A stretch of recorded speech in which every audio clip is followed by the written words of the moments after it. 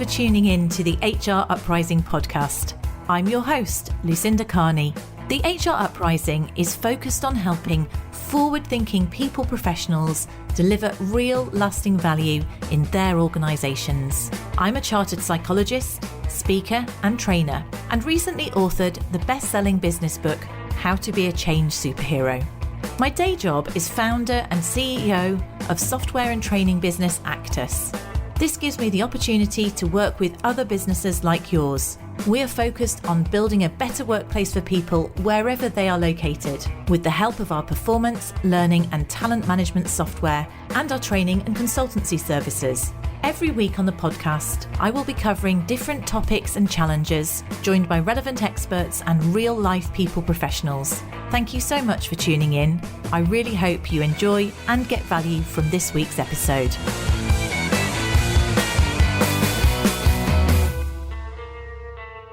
Hello and welcome back to the HR Uprising podcast. I hope you've all had a great summer. It's been hot, hasn't it? And today I thought I'd kick off with a solo episode. It's always nice to give you some fresh content. And I've been looking back over the 169 episodes, I think it is, that we've done so far. There's some great content that's already there that you can go back to. I'm going to revisit some bits of it and obviously going to come up with some fresh stuff, but I've been looking at recurring themes, things that people might want to know more about. You want more practical. Whenever I get feedback from people, it's often about how much you like practical things. So I thought I would do a series of how-to episodes, and most of the how-tos will be about more sort of OD type stuff or learning and development type stuff, because that's really where my skills lie. If you want more how-to practical HR operational stuff, you can always go back to our HR's role in series that I did in conjunction with the HR Independence, because we cover a lot of those really practical things like recruitment, etc. So we've got lots of content on that already. So the sorts of topics I'm going to cover in the how-to series, and I'll pepper them throughout the next few months. I'm not going to do them all one after another. I'll also be getting guests on. This first one, I'm going to talk about how to show we are strategic, or how to demonstrate that you are a strategic HR professional. It's really about demonstrating your credibility. And I want to do that one because I think it's something that is so often brandished against us. I think many of us don't feel confident in this area, and I thought that would just be a good practical way of helping people that might be relevant to most people. I'll also go back to other topics and build on those, which I know people have talked about.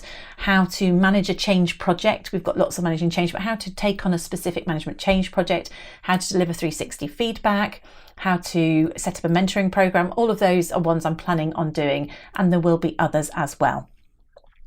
So in terms of this particular one, for me, as I alluded to previously, whenever you look at surveys, the CIPD survey, criticisms of HR, it's often that we're not seen as being strategic. I don't believe that we're not. I believe that it's about the way we present ourselves, or maybe about our level of resource. If we don't have the time to be able to understand a business, be long-term, do those things in place, or we don't have the confidence, we suffer from imposter syndrome. Great episode I did on that. We'll put links to previous episodes incidentally in the show notes that might be relevant. So avoiding the imposter complex is a relevant one if you feel that way. So often it's about confidence. So what I thought I'd hear is be explicit. Obviously, this is my thinking on this. I'm not saying that I'm an expert. I'd be explicit about what I think we can do if you want to demonstrate that you are credible, strategic, HR professional, people professional within your organisation. So what is strategic thinking? Sometimes even answering that question is a bit tricky. So simplistically, strategic thinking is simply thinking long term. It's planning long term as opposed to being short term. So when we're doing more reactive HR type roles, we might be recruiting in the here and now. We might be dealing with a performance issue that has arisen. So those are more reactive, but strategic versions of those might be about working on attracting the candidates, that we need for the future. So employer brand type things. It might be about addressing attrition issues, stopping us from losing people in the first place. It might be about strategies for developing key talent within the organisation, and pathways for people to grow and develop, that sort of thing. Or in terms of the performance management, it might be about making sure that you've got a good performance management process, that your managers have the right skills, and are giving people the best platform to be successful. Those are strategic ways in which you might address operational issues. And the challenge you have, and that's actually my fifth point actually at the end, I'll come back to this, is when we're so busy doing operational HR issues, we don't have time to be strategic to fix the problems in the first place. So that is something that we need to balance. So in terms of how we can do this, I have made 5 high-level points about how I would say we can demonstrate we're strategic. So let me outline those first. My first point is you must understand your own business or organisation right now and into the future. That includes understanding what are the current and long-term goals and strategies, what challenges or obstacles need to be addressed in order to achieve those strategies. You also need to be aware of the external environment. That's so important at the moment. Think about PESTLE. You've probably heard of PESTLE, a strategic tool. It's a way of analysing or being alert to environment. So PESTLE stands for political, economic, social, technological, legal and environmental. And you need to think about that in relation to your business or industry. So for example, political, if we were to have a change of government, what might that make a difference to your organisation? How might that influence you? If you're in education or health service, or actually any business at the moment, that could have an impact on you, some more than others. Economic, what's the inflation that we're going through at the moment likely to have impact on your people? How could that affect them? What could you do to support them? And that may link in also to social. Technological, what technological requirements are coming down the line or are evolving within your organisation? What impact do they have in terms of either recruitment or skills within your business? Legal, are you in a highly regulated industry where you may need to ensure people are compliant or upskilled or have better audit of how people are demonstrating you're meeting your legal requirements? And environmental, in terms of all sorts of things there, I guess, whether we're talking about droughts, if you're in an organisation that may need a more of a green policy, air conditioning, people being too hot or too cold, maybe that's a sort of a social one, but all of those is just thinking about that they're all going to be relevant to a different degree based on the organisation that you're in, but you need to think about the impact of these things. There's no point being in a vacuum thinking just internally. Think of how those things are going to influence your workforce. So that is all me talking in length, I guess, about the very first point, where it's just so important to understand your own business organisation now, and not just where it is now, but where it wants to be. So you need to know what the long-term goals and strategies are. And if those are not explicit, you need to find out what they are. You need to understand what challenges there are in achieving that and how they might be impacted by the external environment.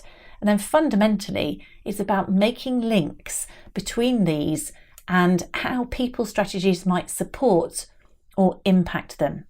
This is the critical role for me as someone who is in HR or OD, because lots of other areas won't get it. They don't necessarily get it, or they don't think of it first. And I'll come back to that later when I talk about something called lagging indicators. So it's your job to help your colleagues in other aspects of the organisation understand that people strategies will directly impact those. And you may need to explain that or ask questions to help them. So the first point is understand it. The second one is make overt links about how people strategies will link to these. Because if you don't do that, you're never going to get investment support, whether it's resource or money. The third point I say is speak up. And that may mean asking open questions about colleagues about the likely impact of specific initiatives or investments themselves and how they might impact strategy. So, for example, maybe you're going to invest in a whole new set of processes, some new processes, or a new set of machinery, or a new CRM system. So someone's making a case for something to be invested in.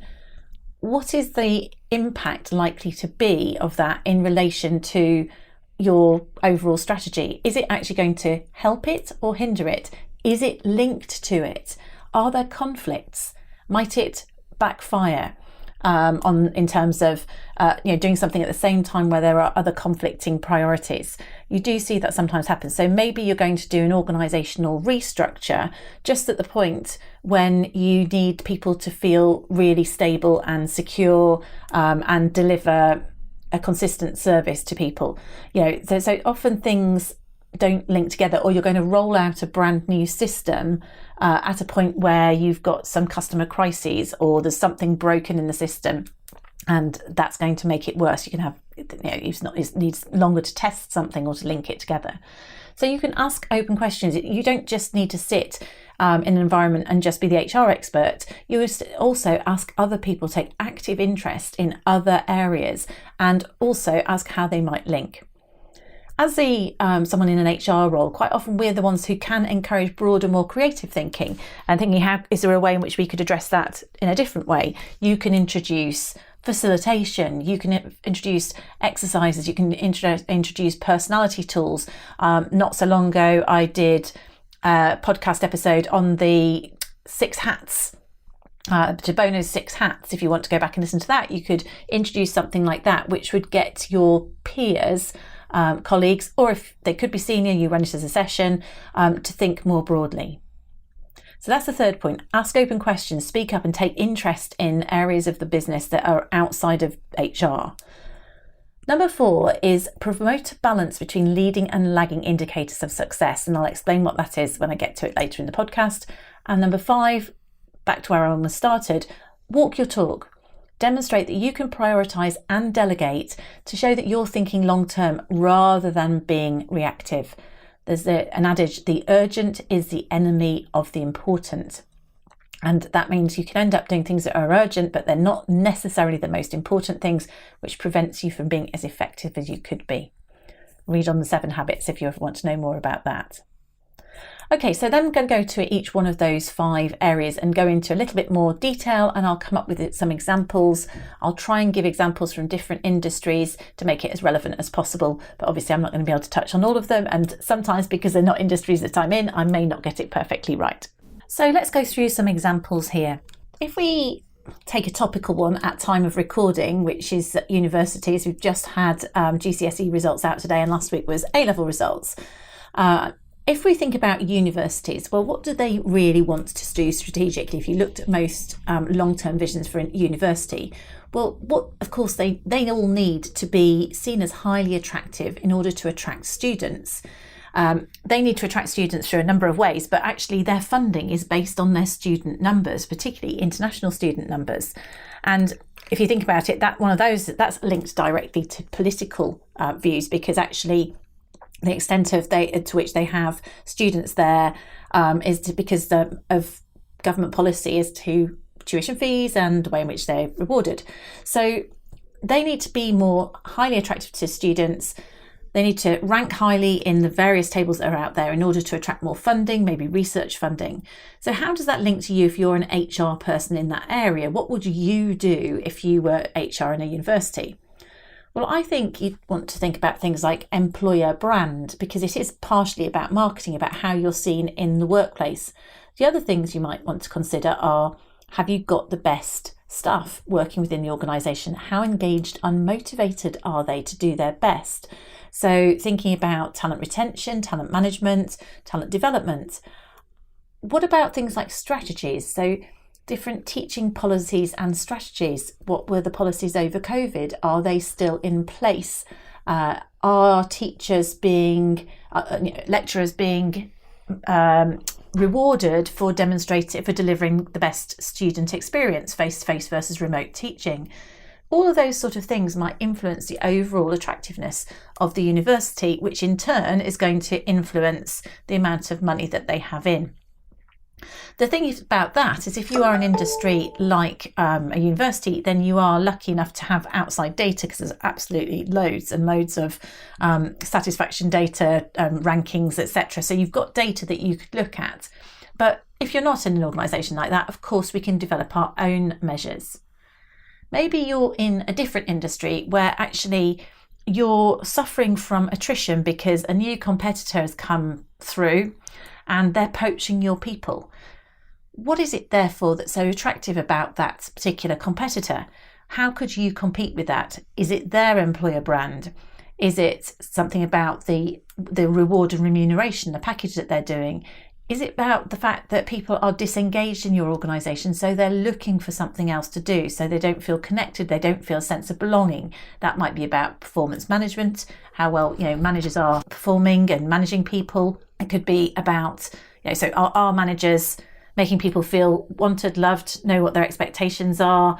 Do your managers have the skills to do that? Do they have the motivation to do that? So all of those, we need to think more deeply about what might be causing this problem in order to think about what could the HR solution be for it.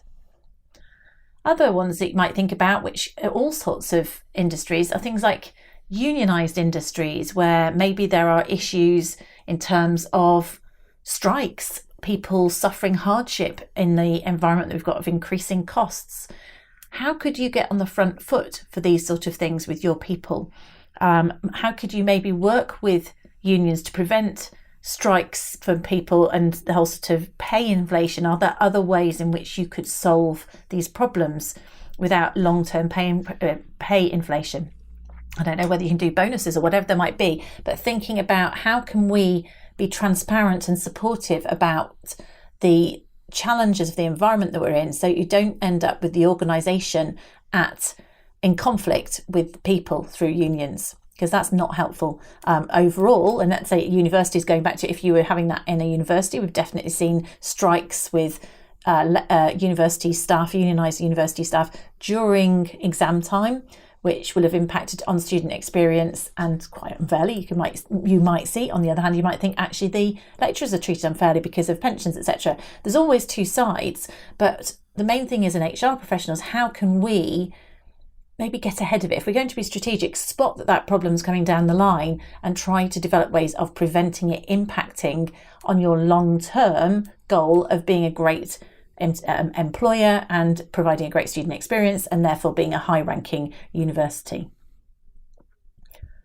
Other examples might be you're a technology company, and let's say there's a brand new technology coming in and you know that people need new skills. It's not necessarily one that lends itself, it may work in a different way. I worked for a telecoms business, and then convergence they talked about, which was basically what we all do now, which is broadband. That was seen as a very different technology to telephony, and not all of the telephony engineers were going to be able to adapt to the new technology. So there was something there where you needed to grow your own or recruit in people who had the new skills, but you also needed to be able to have people who could retain their legacy skills and still support existing clients that were using older technology.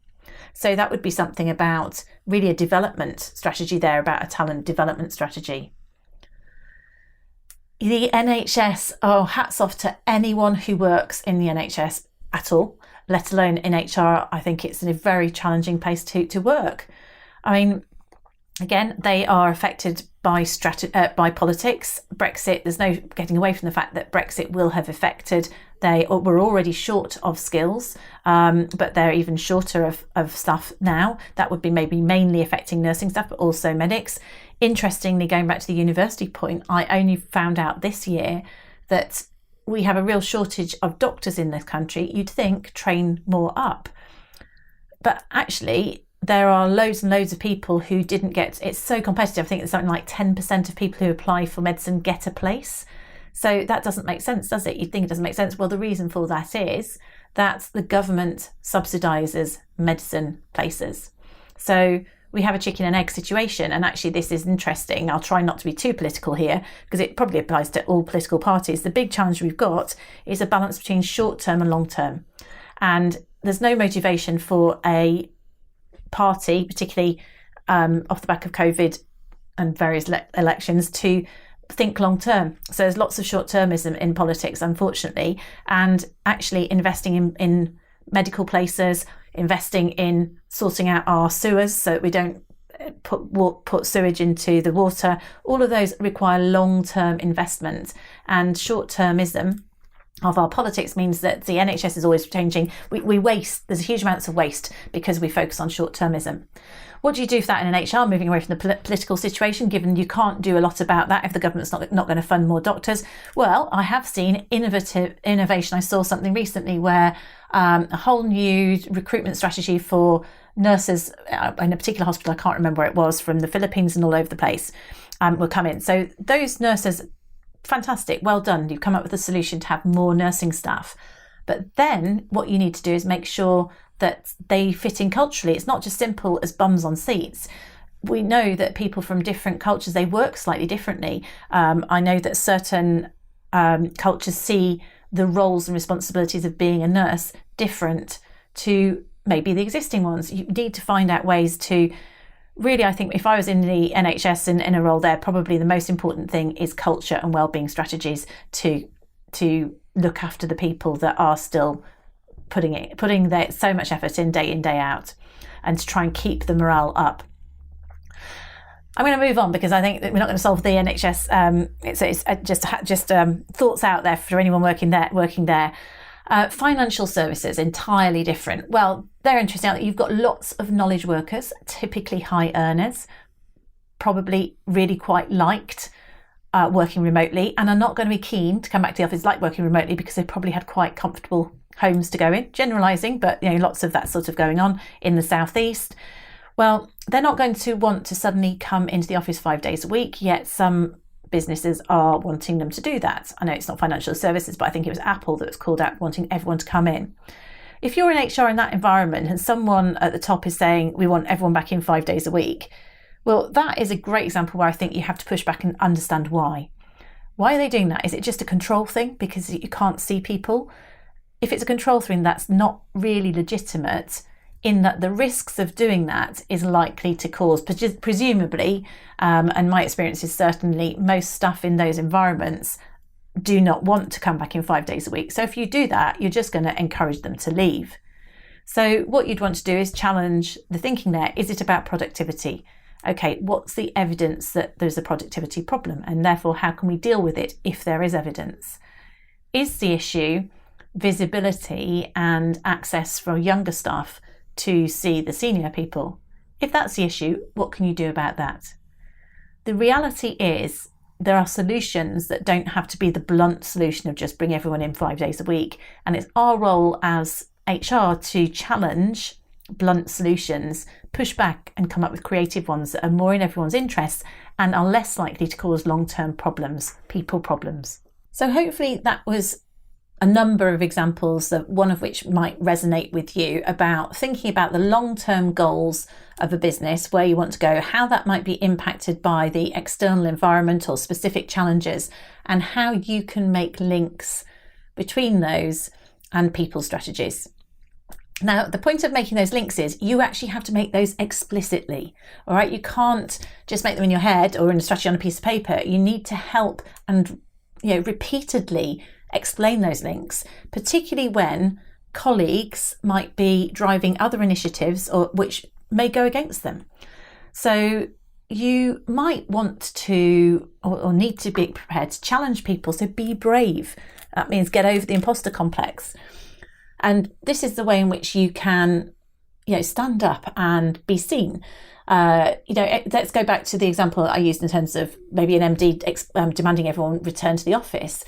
Then you might want to say something, okay, I wonder whether we should consider the potential long-term risks to morale of doing that. All right, so that's more of a statement, a gentle challenge. You say, I wonder whether we should consider, it's quite a gentle way of doing it. You could say, okay, what do you think the impact might be, given that 80% of people in the survey said they preferred to stay at home? So you could say, what's the impact, which is a little bit more direct. You read it as according to what's you. The idea is open questions and getting people to think. You could say, I'm not sure that's a good idea because 80% of people want to retain it. So there are different ways, but the point is, be prepared to challenge. Often open questions are the safer way of doing it in a kind of non-confrontational way. Or I wonder whether we should consider, is there a better way?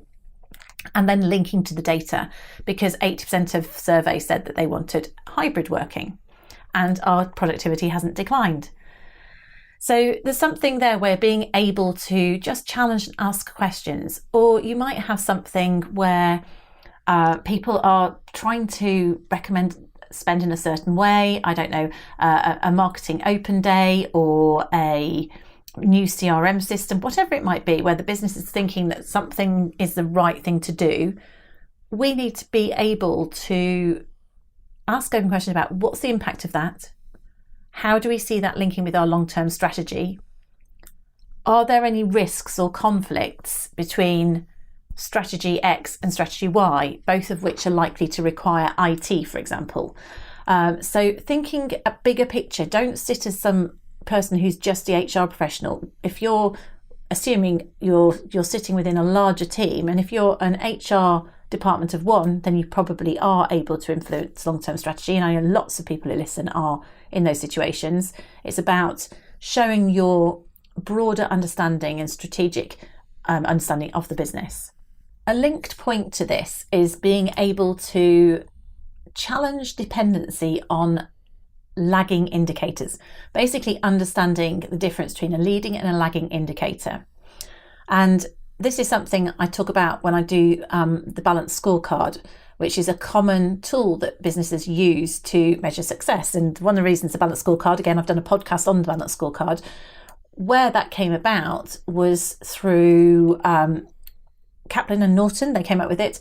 They had illustrated that too many businesses were being run just through financial metrics, and the risk of that is that a financial metric alone, i.e. the balance sheet, and generally the FD is the most powerful person on a board after the CEO.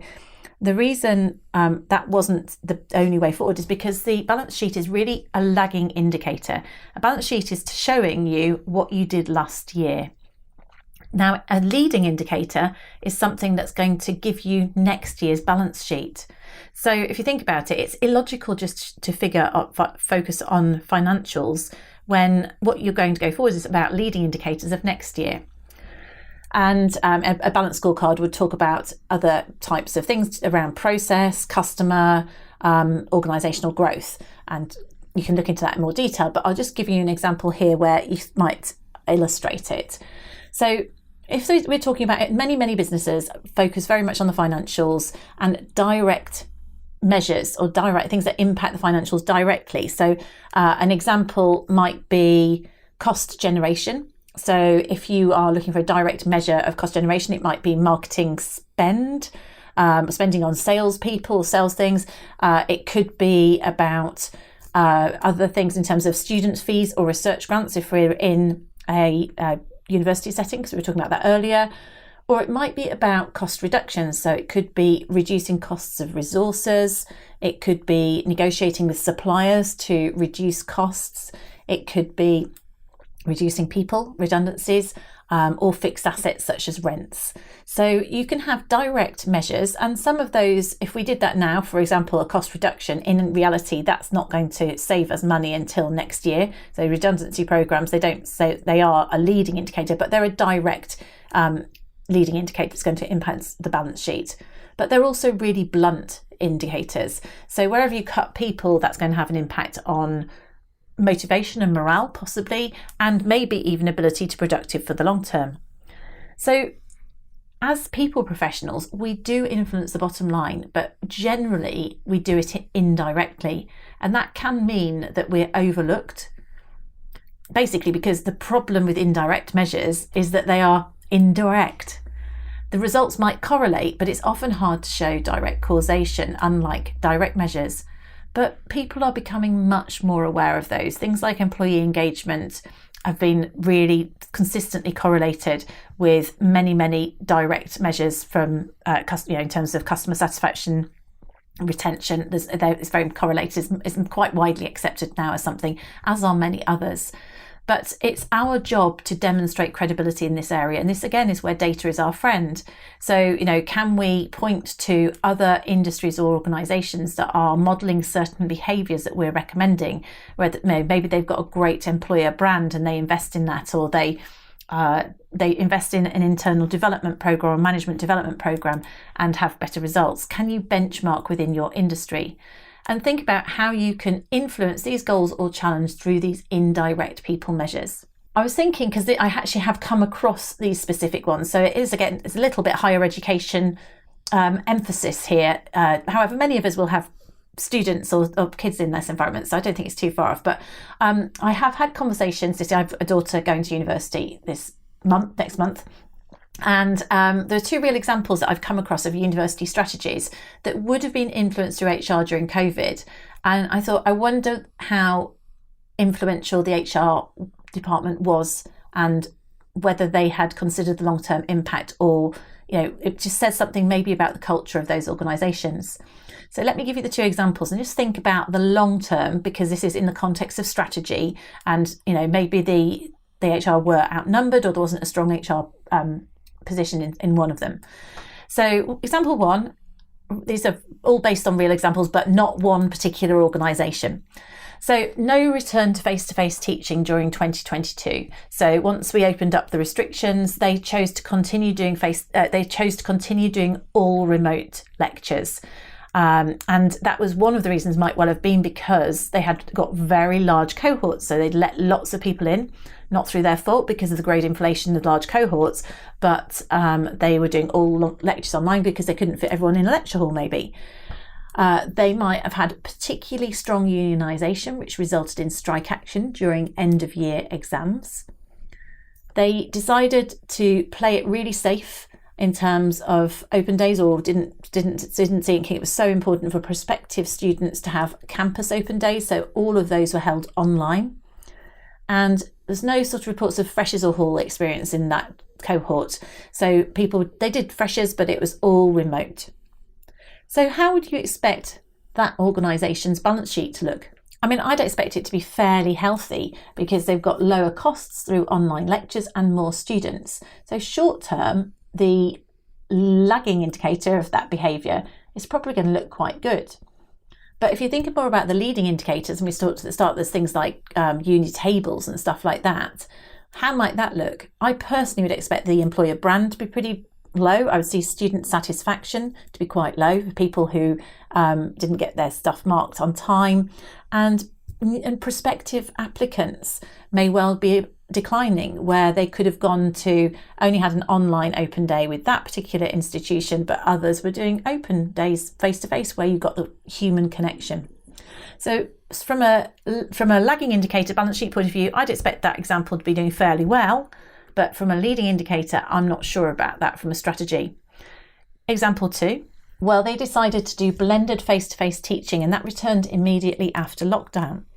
So people were getting personal tuition straight away and more normality. They did open days, and what they did was they massively opened up their lecture halls, took out where they'd got big lecture halls, and did open days with social distancing where you had to sit 2 seats apart so people could come in person but sit safely. They might have done a proactive staff benefits review to understand where pain points are in relation to staff and put things in place to keep ahead of the market to prevent future problems. And they reworked their freshers events. So they had freshers events for people. They had to hold them outside to keep them legal, but they put in place huge marquees and with all the sides off so people could still have a freshers event that was legal. So all of those would have taken a bit of effort, possibly a bit of cost. Now, but if you think about it, quite apart from the idea of where would you prefer your child or you to go, where would you want to work? I mean, that second example in my mind demonstrates an organisation that's thinking longer term and more strategically, and by influencing the indirect measures, which would also mean that people were engaged enough to make the extra efforts to make those things work, looking for that long term, it's highly likely that they're going to influence their overall goal and be a more attractive institution, long term, have greater satisfaction. So our challenge as people professionals is making those links between investing in leading long-term indicators and not relying purely on short-term, particularly financial ones. So that was a fourth one. Who would have thought you could talk for that long on leading and lagging indicators? Don't worry, the last one's fairly short. I could talk for ages on the last one, but I won't. My final point is model the right behaviours yourself. Be seen to prioritise and delegate. I know sometimes it's easier said than done. You can't do everything yourself, I know, but even if you are an HR team of one, you can model those behaviours. Think about what your role is there to achieve. If you are short of people and you're recruiting 5 days a week, but your job is supposed to be overall HR, then you haven't got time to be strategic. You're so busy recruiting, you don't have time to think about, right, what talent management strategies do we need to put in place to stop us from losing people? Why are we recruiting so hard?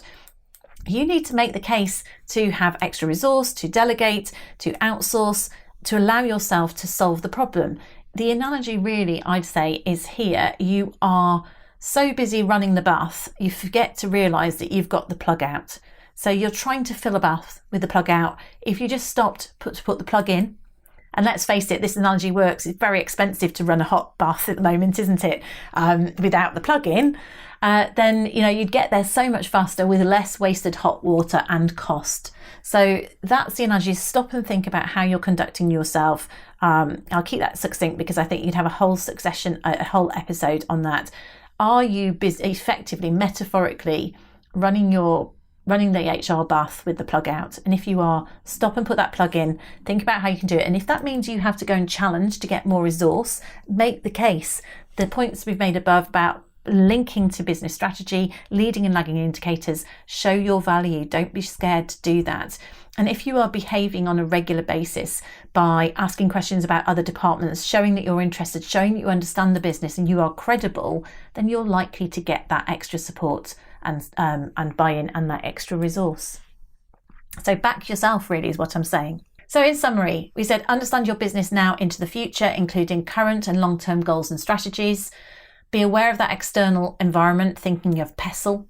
Be prepared to make overt links between these and how people strategies might support them. Be part of the business, not just HR. So understand colleagues, ask open questions of colleagues about the likely impact of these initiatives and how they might impact strategy, so that just because someone else shouts louder, they don't necessarily get all of the investment. Make sure you're an advocate for the overall business making good decisions.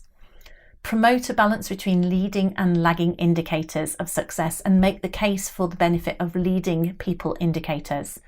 And model the fact that you can prioritise and delegate to demonstrate that you think long-term rather than being purely reactive. So I hope that was useful to you. Thank you for listening, and keep an eye out for more how-to episodes in the future. Feel free to let me know if you'd like me to do a specific how-to topic as well. I'd love to hear from you. Thanks for listening. So I really hope you found that episode of use, and I wanted to stay on the how-to topic, but next week it's going to be a guest how-to conversation, and I'm really delighted to say that I've got Jo Irwin, who is our most popular, most downloaded guest to date. She's done 2 episodes with us back in 2019, 2020, and has had more than 5,000 downloads of those episodes. So if you're somebody who hasn't heard them, or even if you have, they're really worth revisiting. I'll make sure the links are back to them in the show notes. But the topics were how to be a great interviewer and also how to be a great interviewee. Well, now we're in 2022. Jo's progressed her content. She's got loads of digital content as well that you can access. And also because she's working much more online, she's way more accessible to those of us that are in the UK because she's actually based in Ireland, although a Brit. So if you wanted to work with her personally, actually, she's more accessible than she used to be with that. But it's not really about that. The point next week is we thought, what are her, how has she expanded her thinking, her top tips? We're exploring a number of topics that when she's coaching people that people find difficult. So it's taking the next step from, I suppose, the basics of how to be a good interviewee is to how to absolutely maximize your impact at interview. So that's next week on the 26th of September. That will go live. And also, if you have got any questions for Jo, I appreciate if you're listening to this on catch up, it might be a bit late, but she is going to be available to answer some questions live on the 26th on LinkedIn. So follow me on LinkedIn. So that's the day you're hearing this. That's the day, that's next week. So listen out for if you want to ask questions to Jo on LinkedIn Live. And we're also doing repeat date in October for people who perhaps miss it. So if you don't already connect with me, I'll be pushing stuff out, or follow Actus, because I'll schedule some events where if you wanted to ask Jo some questions live, you'd be able to do that. And we'll be pushing them out on LinkedIn. So hope you'll find next week's episode really, really valuable. Do tune in and get in touch. And if you've got a question for Jo and you can't attend the lives, then why don't you message me, or message me through the HR Uprising LinkedIn group, and I'll put a post there where you can gather those questions too. See you next week. I really hope you found this week's episode useful and enjoyable. If you did, perhaps you could recommend us to a friend or colleague, or give us a review on your platform of choice. It really helps new listeners to find us. Now, you can access links to any of the information mentioned in this show via the website www.hruprising.com. Further free resources are also available at www.actus.co.uk. There you can also find out more about our software and training solutions. Finally, why not join our LinkedIn group, the HR Uprising, to share ideas and collaborate with other like-minded people professionals. Thank you for listening to the HR Uprising podcast.